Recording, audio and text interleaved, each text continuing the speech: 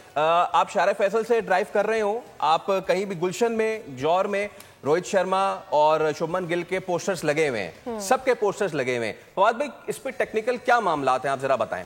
دیکھیے بات ساری یہ ہے کہ جو ٹیم یہاں نہیں آ رہی ان کا یہاں جھنڈا نہیں, کوئی تک ہی نہیں بنتا. ٹھیک ہے, جہاں تک باقی اس چیز کا تعلق ہے تو جتنا پاکستان کرکٹ کو دیکھا ہے اوورال پاکستان نے ہمیشہ ہاتھ بڑھایا ہے.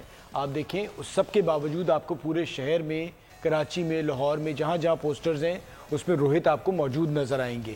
تو یہ پھر ساتھ ساتھ یہ کہ جیسے آپ نے بتایا کہ جی وہاں کے لوگوں نے کمنٹس میں بتا دیا, تو وہ سوشل میڈیا پہ اب فیصل آپ صبح سے شام تک بیٹھے ہیں, آپ نے کچھ نہ کچھ تو مسئلہ چلانا ہے نا. اب وہ بہت بڑا پرابلم ہے.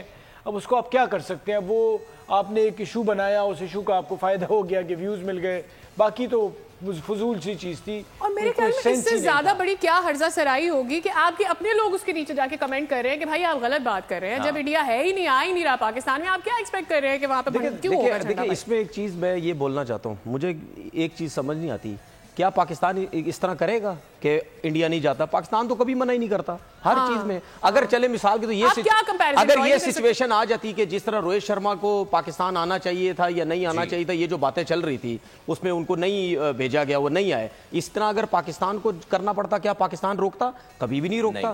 ہم تو کبھی بات ہی نہیں کرتے نا, یہ لوگ بیچ میں چیزیں لے کے آ جاتے ہیں, کرکٹ کو سیاست کو کرکٹ میں لے کے آ جاتے ہیں.